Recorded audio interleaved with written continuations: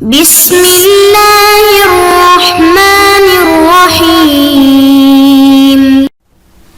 آج کے درس میں جو ہے ایک نقطہ جو سمجھنے والا ہے وہ یہ ہے کہ یہاں پر جناب جعفر سبحانی صاحب کتاب نے دو لفظ استعمال کیے ہیں۔ ایک یہ ہے کہ مراد استعمالی اور ایک ہے مراد جدی۔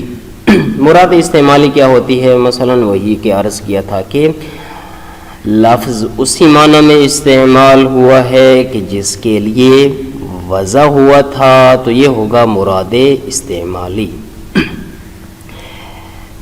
مراد جدی کیا ہے؟ یعنی لفظ استعمال تو اسی معنی میں ہوا ہے کہ جس کے لیے وضع ہوا تھا، لیکن ساتھ ہی ساتھ مقصود متکلم بھی یہی تھا۔ اگر یہ کنفرم ہو جائے تو یہ ہو جائے گا مراد جدی۔ اب علماء اصولین جو ہے وہ ایک سٹیپ پیچھے تھے، انہوں نے جو ہے کہا تھا کہ ہمارے نزدیک یہ جو ظواہر معتبرہ ہیں ان کی دلالت ظنی ہوتی ہے، یعنی یہ ظنی الدلالہ ہوتے ہیں، لیکن جناب جعفر سبحانی فرماتے ہیں کہ اگر ہم دقت نظر کریں تو نظر آتا ہے کہ ظواہر جو ہے وہ مراد استعمالی پر قطعی الدلالہ ہیں۔ اب یہاں پر جناب مصنف نے مراد استعمالی پر قطعی الدلالہ ہونے کا حکم لگایا ہے، مراد جدی پر جو ہے وہ قطعی الدلالہ ہونے کا حکم نہیں لگایا، یعنی آیا مقصود متکلم بھی یہی ہوگا، اس میں قطعی الدلالہ ہونے کی بات نہیں کی ہے۔ کیوں؟ اس کی وجہ یہ ہے کہ فرماتے ہیں کہ مراد استعمالی میں قطعی الدلالہ ہونا یہ کلام کا کام ہے کہ وہ ہمیں سمجھائے گا کہ اب مراد استعمالی اس کی یہی ہے، لیکن اگر ہم مراد جدی کو سمجھنا چاہتے ہیں تو فرماتے ہیں یہ کلام سے ہمیں سمجھ میں نہیں آئے گا، بلکہ اس کے لیے ایک قاعدہ عقلی کا سہارا لینا پڑے گا۔ وہ کیا ہے؟ وہ قاعدہ عقلائی یہ ہے کہ متکلم جب بھی کوئی لفظ کسی معنی میں استعمال کرتا ہے تو اس کا مقصود بھی وہی مراد استعمالی ہوتی ہے، یعنی مراد جدی مراد استعمالی ہی مراد جدی متکلم ہوتی ہے۔ یہ جو ہے وہ ہمیں قاعدہ عقلی بتائے گا، نہ کہ خود اس کلام سے سمجھیں گے۔ تو بس اس اعتبار سے جو ہے فرمایا ہے کہ خود متکلم کی کلام جو ہے وہ قطعی الدلالہ ہے، البتہ مراد استعمالی پر۔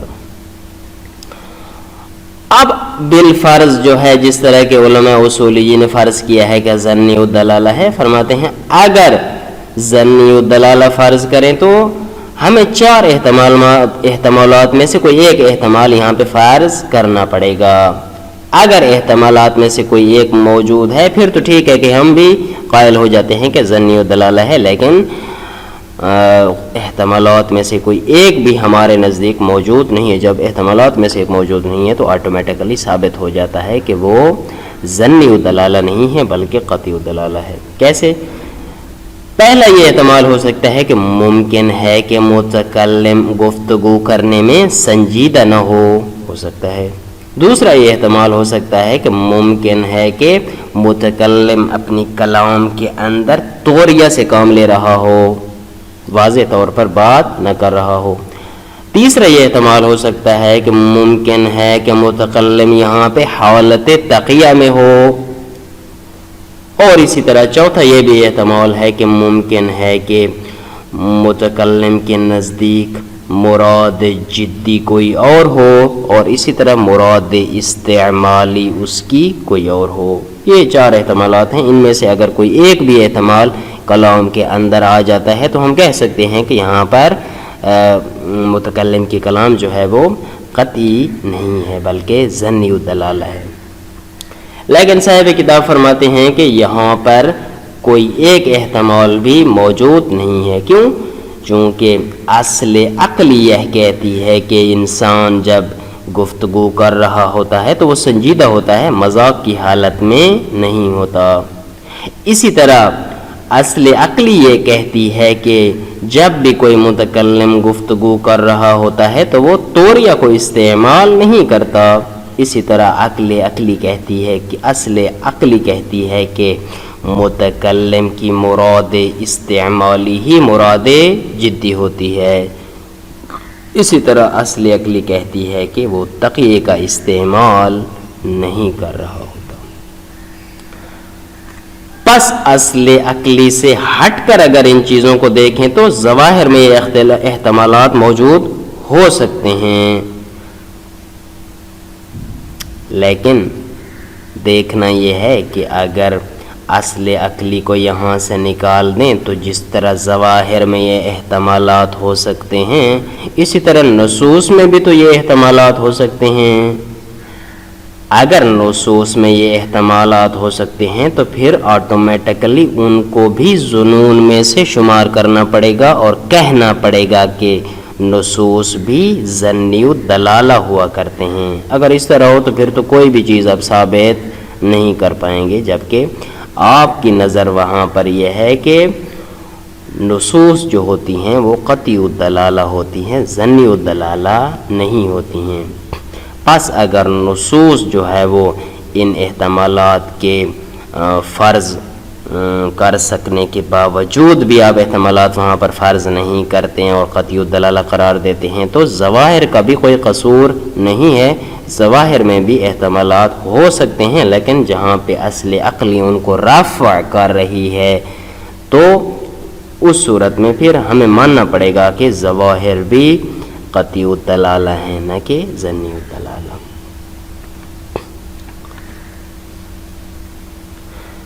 چونکہ فرماتے ہیں کہ جب متکلم کوئی کلام کرتا ہے تو اس کلام کے اندر جو لفظ استعمال کرتا ہے وہ وہی ہوتا ہے کہ جس معنی میں وہ لفظ وضع ہوا تھا.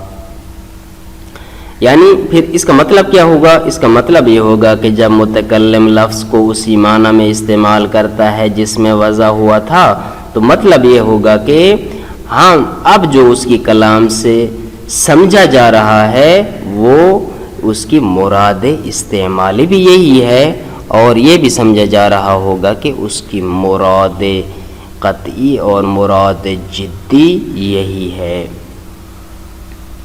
اب یہاں پر جو شک ہوتا ہے کہ آیا متکلم کا بھی مقصود یہی تھا یا نہیں تھا، تو یہ بتانا کلام کا کام نہیں ہے بلکہ جو ہے یہ قاعدہ عقلائی بتائے گا، اور قاعدہ عقلائی کہتا ہے کہ یہاں پر اس کی مراد بھی یہی ہے، یعنی مراد استعمالی ہی مراد جدی ہے. بس علماء اصولیین نے جو کہا ہے کہ ظواہر آیات یا ظواہر روایات یا ظواہر ہر کلام متکلم جو ہے وہ ظنون میں سے ہیں، تو وہ ظنون میں سے نہیں ہیں، یعنی وہ ظنی الدلالہ ہمارے نزدیک نہیں ہیں بلکہ قطعی الدلالہ ہیں. البتہ مراد استعمالی پر چونکہ ہم نے کلام متکلم سے مراد استعمالی ہی سمجھنی ہے تو مراد جدی آیا بھی ہے یا نہیں ہے تو قاعدہ عقلائی کی طرف رجوع کرنا پڑے گا، اور قاعدہ عقلائی کہتا ہے کہ جی ہاں ہر متکلم کی کلام کا جو وہ لفظ کو اسی معنی میں استعمال کر رہا ہے جس کے لیے وضع ہوا ہے تو یہ مراد استعمالی ہے، اور یہی مراد استعمالی ہی مراد جدی ہے. چونکہ جو احتمالات تھے وہ موجود نہیں ہیں اس قاعدے کے روح سے، احتمالات جب ختم ہو گئے تو آٹومیٹکلی مراد استعمالی ہی مراد جدی بن جاتی ہے. ترجمے کی طرف بڑھتے ہیں، بہت ہی آسان ہے. فرماتے ہیں کہ نعم المطلوب من کونها قطعی الدلالہ هو دلالتها بالقطع علی المراد الاستعمالی للمراد الجدی. جی ہم نے جب یہ کہا ہے کہ ظواہر جو ہیں وہ مراد پر قطعی الدلالہ ہیں لیکن مراد استعمالی پر نہ کہ مراد جدی پر، تو اس کی علت کیا ہے؟ لأن الموضوع علی عاتق الکلام، جو کلام کی گردن پہ جو موضوع ہوتا ہے وہ کیا ہوتا ہے، یعنی جو کلام کی ڈیوٹی ہوتی ہے وہ کیا ہوتی ہے؟ ہوا کشفہ عما يدل علیہ اللفظ بالواضع، کہ وضع کے اعتبار سے جو لفظ اس پر دلالت کر رہا ہے اسی کو کشف کرے، یعنی وہ لفظ جو استعمال ہو رہا ہے کلام کے اندر جس معنی کے لیے وضع ہوا ہے بس اس معنی کو جو ہے وہ کشف کرنا، یہ کلام کی ڈیوٹی ہے. وما يكشف عنه اللفظ الموضوع هو المراد الاستعمالی، بس لفظ جس معنی میں وضع ہوا تھا اگر کلام اسی لفظ کو اسی معنی کو اس لفظ کے تحت کشف کر رہی ہے تو یہی مراد استعمالی ہے. والمفروض اور یہاں پر فرض ہمارا بھی یہی ہے کہ ان الظواہر کفیلۃ لاثبات ھذا المعنی کہ جتنے بھی ظواہر ہیں وہ اس معنی کو اس بات کرنے میں کہتے ہیں کہ وہ کافی اور کفیل ہیں. فلا وجہ لجعل ھذا النیۃ الدلالہ پس یہاں پر جب کلام اپنی اس طرح کی ڈیوٹی جو ہے وہ نبھا رہی ہے اور معنی وضعی جو اس لفظ کا تھا اس کے لیے کاشف قرار پا رہی ہے تو فرماتے ہیں کہ مراد استعمالی پر جو ہے وہ جب وہ قطعی الدلالہ ہے تو پھر اس کو ظنی الدلالہ قرار دینے کی کوئی وجہ اور دلیل نہیں ہے.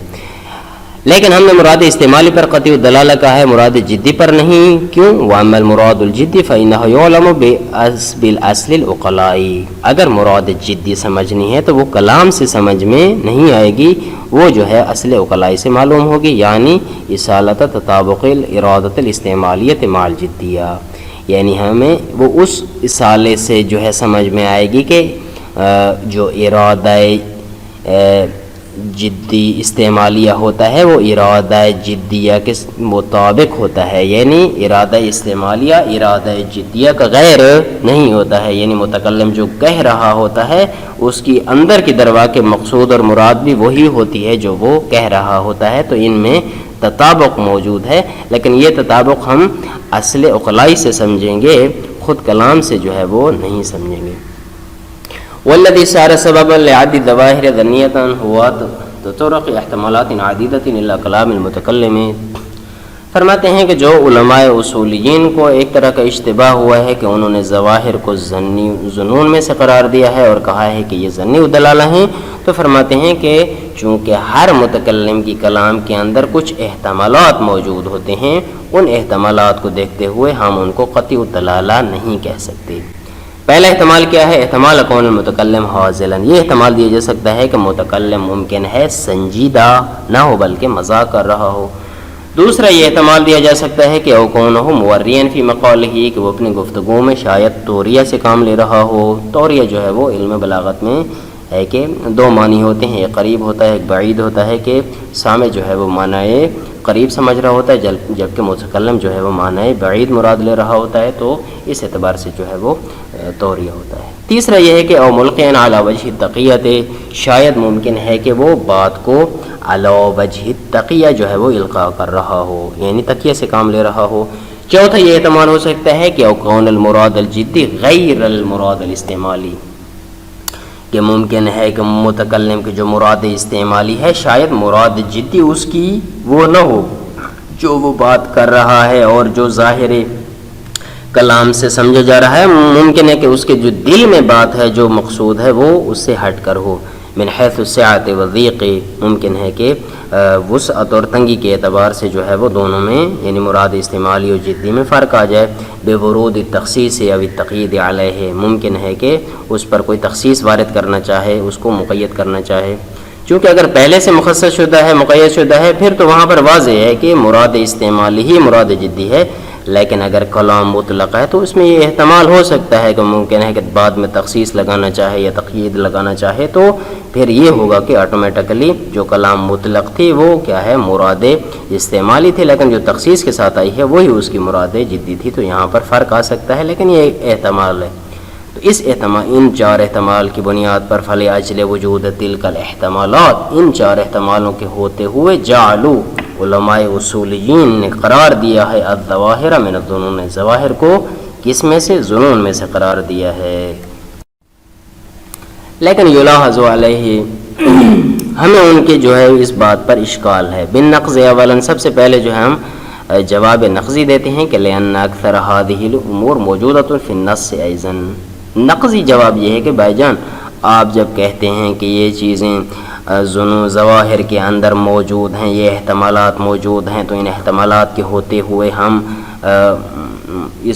ان ظواہر کو جو ہے وہ قطعی الدلالہ نہیں کہہ سکتے. تو فرماتے ہیں نص کے اندر بھی تو یہ احتمالات موجود ہیں، مع انہم جعلوہ من القطعیات، جبکہ نص کو جو ہے آپ احتمالات کے ہوتے ہوئے قطعیات میں سے قرار دیتے ہیں، تو پھر ان کا کیا قصور ہے؟ ان کو بھی آپ قطعیات میں سے شمار کریں، نہ کہ ظنیات میں سے۔ الحل ثانی، دوسرا جواب ہم حلی دیتے ہیں۔ وہ حلی کیا ہے؟ بیانہ، چونکہ جواب دو طرح کے ہوتے ہیں، ایک نقضی ہوتا ہے، ایک حلی ہوتا ہے۔ جب بھی دو جو ہے وہ پارٹیوں کے درمیان، دو لوگوں کے درمیان جب مناظرہ ہوتا ہے تو اس کا طریقہ کار یہ ہوتا ہے کہ پہلے ان کو نقضی جواب دیا جاتا ہے اور پھر جو ہے ان کو حلی جواب دیا جاتا ہے۔ تو بأن نفی هذه الاحتمالات، فرماتے ہیں ان احتمالات کی نفی لیس علی عاتق الظواہر، یہ ظواہر کی گردن پر نہیں ہے، یعنی ظواہر کلام ان احتمالات کو دور کریں، کہتے ہیں ان کا یہ کام نہیں ہے، حتی تصہیر لعجل عدم تمکن من دفعها ظنیتا، یہاں تک کہ ظواہر کی گردن پر نہیں ہے تاکہ جو ہے وہ ان احتمالات کے نہ ہوتے ہوئے ممکن ہو سکے کہ ہم ان ظواہر سے جو ہے وہ ظنی ہونے کو دفع کریں، یعنی ظنی عدم جو ہے وہ ظنیات جو ہے ان کو ثابت کریں اور کہیں کہ پہلے ظواہر جو ہے ان احتمالات کو رفع کریں تاکہ جو ہے ان کا ظنی ہونا ختم ہو جائے۔ کہتے ہیں نا ان کا کام ہی نہیں ہے، بل لا صلۃ لها بها، بلکہ ان کا تو ان کے ساتھ کوئی وصل اور کانٹیکٹ ہی نہیں ہے۔ وَإِنَّ الدَّافِعَ لِتِلْكَ الْاحْتِمَالَاتِ هُوَ الْأُصُولُ الْعُقَلَائِيَّةُ، ہم خلاصے میں بھی عرض کر چکے ہیں کہ ان جیسے احتمالات کو اگر دفع کرنا ہے تو وہ ہمیں اصول عقلائیہ کی طرف رجوع کرنا پڑے گا، جو دلالت کرتے ہیں اس بات پر کہ ان الاصل فی کلام المتکلم کونہ جادًا، کہ اصول عقلائیہ کہتے ہیں کہ اصل یہ ہے کہ ہر متکلم جب گفتگو کر رہا ہوتا ہے تو وہ جدی ہوتا ہے، لا ہازلاً، وہ مذاق کے موڈ میں نہیں ہوتا، ولا موریا، نہ ہی کلام کے دوران وہ توریہ استعمال کرتا ہے، ولا ملقیاً علی وجہ تقیت، اور نہ ہی کلام کو ملقیاً علی وجہ تقیہ، علی وجہ تقیہ القاء کرتا ہے، یعنی تقیہ کے موڈ میں بھی نہیں ہوتا۔ کما ان الاصل هو تطابق الارادۃ الاستعمالیۃ مع الارادۃ الجدیہ، جس طرح کہ اصل عقلائی ہمیں چوتھے نمبر پہ یہ بھی بتاتی ہے کہ متکلم کی جو مراد استعمالی ہوتی ہے وہ مراد جدیہ کے ساتھ مطابق ہوتی ہے، یعنی مراد استعمالیہ ہی اس کی مراد جدیہ ہوتی ہے۔ ما لم يدل دلیل علی خلاف، البتہ تب تک جب تک کہ اس کے خلاف کوئی دلیل نہ آ جائے، جس طرح کہ ہم نے عرض کیا ہے کہ مورد تخصیص میں یا تقیید میں کہ جب ایک دفعہ کلام میں مطلق لاتا ہے اور بعد میں اس کو خاص کر دیتا ہے تو اس کا مطلب وہ کلام میں مطلق جو استعمالی تھی وہ اس جدیہ سے ہٹ کر تھی جو ابھی خاص ہوئی پڑی ہے، اسی طرح مقید۔ فالوظیفۃ الملقاۃ علی عہدۃ الظواہر، پس جو وظیفہ ظواہر کی گردن پر ہے وہ یہ ہے کہ ہے احضار المراد الاستعمالی فی ذہن تحضر ہو، یعنی متکلم کی مراد استعمالی کو ذہن کے اندر حاضر کر دینا کہ متکلم فلاں لفظ کو جو فلاں معنی میں وضع ہوا ہے اب وہی معنی سمجھانا چاہ رہا ہے، بس یہی مراد استعمالی کا کام ہے۔ علی وجہ القطع، البتہ یقیناً، یعنی مراد استعمالی پر جو دلالت ہے وہ قطعی ہونی چاہیے، یہ ہوتا ہے ظواہر ہے۔ والبت، اور حتمی ہونی چاہیے، بلا تردد، ولا شک، اس میں کسی قسم کی دوئلٹی یا شک و شبوب یا تزلزل نہیں ہونا چاہیے۔ واما سائر الاحتمالات، لیکن جو دیگر احتمالات موجود ہیں، فلیست ہی المسئولۃ عن نفیھا حتی توصف لاجلھا بظنیۃ اعلی، فرماتے ہیں کہ فلیست ہی المسئولۃ عن نفیھا، پس جو دیگر احتمالات موجود ہیں ان کو نفی کرنے کی جو ذمہ داری ہے وہ اس ظواہر کی گردن پر نہیں ہے، یہاں تک کہ یہ کہا جائے کہ لاجلھا بظنیۃ، کہ ان کے ہوتے ہوئے جو ہے وہ کلام کیا ہو جاتی ہے، ظنی و دلالہ ہو جاتی ہے۔ اعلی ان اکثر هذه الاحتمالات بل جميعها منتفیۃ فی المحاورات العرفیۃ، چونکہ ہم دیکھتے ہیں کہ ان میں سے یا تو اکثر احتمالات یا سارے کے سارے احتمالات جو ہے وہ محاورات عرفیہ میں منتفی ہوتے ہیں۔ وانما هي شکوک علمیۃ معقولۃ للعقلاء، بلکہ یہ تو علمی شکوک ہوتے ہیں کہ جو عقلاء کی نگاہ میں جو ہے وہ عقلاء جو ہے ان کو خاطر میں نہیں لاتے ہیں، عقلاء جو ہے وہ ان کی پرواہ نہیں کرتے۔ یہاں پر جو ہے وہ معقولت نہیں مغفولت ہونا، یعنی عقلاء جو ہے اس سے غفلت برتتے ہیں، یعنی عقلاء جو ہے ان کو خاطر میں نہیں لاتے ہیں۔ بس فرماتے ہیں کہ ان احتمالات کے ہوتے ہوئے آپ مراد متکلم جو ہے استعمالی پر جو ہے آپ کہیں کہ مراد متکلم استعمالی جو ہے وہ ظنی الدلالہ ہے، کہتے ہیں کہ نہ، بلکہ ظواہر کی جو مراد استعمالی پر دلالت ہے وہ ظنی نہیں ہے بلکہ قطعی الدلالہ ہے۔ پس فخرجنا بالنتیجہ تالیہ، پس ہم نے یہاں پر دو نتیجے نکالے ہیں. پہلا کیا ہے؟ ان دلالت القرآن والسنت وقضا دلالت کلام کل متکلم علی مرادہ من الامور القطعیۃ، کہ فرماتے ہیں قرآن مجید کے ظواہر ہوں یا سنت ہو یا ہر متکلم کی جو کلام ہے اس کا جو ظہور ہوتا ہے وہ اس کی مراد پر جو دلالت ہوتی ہے وہ قطعی ہوتی ہے. البتہ شریطۃ، اس میں شرط موجود ہے کہ ان تکون ظاہرۃ لا مجملہ، کہ وہ جو کلام ہے چاہے قرآن مجید و سنت تو اس کا ظواہر ہوں، فرماتے ہیں کہ وہ ظاہر ہونے چاہیے، مجمل نہیں ہونے چاہیے. اسی طرح محکم ہونے چاہیے، متشابہ نہیں ہونے چاہیے. وَيَكُونَ الْمُرَادُ مِنْ قَطْعِيَتِهَا كَوْنُهَا قَطْعِيَّةَ دَلَالَةَ عَلَى الْمُرَادِ الْاِسْتِعْمَالِ، البتہ اس کے قطعی الدلالہ ہونے سے مراد استعمالی پر اس کا قطعی الدلالہ ہونا مراد ہے، نہ کہ مراد جدی پر. نعم الفرق بین الظاہر والنفی ہوا ان الاول قابل للتاویل، البتہ ہم نے پیچھے جو کہا ہے کہ یہ احتمالات تو جو ہے وہ نص کے اندر بھی ہو سکتے ہیں، ظاہر کے اندر بھی ہو سکتے ہیں. جب نص میں آپ قطع مان رہے ہیں تو ظاہر کو بھی آپ جو ہے وہ قطعی الدلالہ مانیں، لیکن یہاں پر ایک فرق موجود ہے البتہ ظاہر اور نص کے درمیان. وہ کیا ہے کہ ان الاول جو ظاہر ہوتے ہیں قابل للتاویل اذا دلت علیہ القرینہ، کہ جب ظاہر پر قرینہ وغیرہ آ جاتا ہے تو وہ قابل تعویل ہوتے ہیں، بخلاف النص، جبکہ نص ایسی نہیں ہے. فلا يقبل تعویل، نص کبھی بھی تعویل کو قبول نہیں کرتی. ويعد التعویل تناقضا، بلکہ اگر وہاں پر آپ تعویل کرتے ہیں تو یہ موجب تناقض ہے. صلی اللہ علیہ سیدنا محمد وآلہ الطاہرین.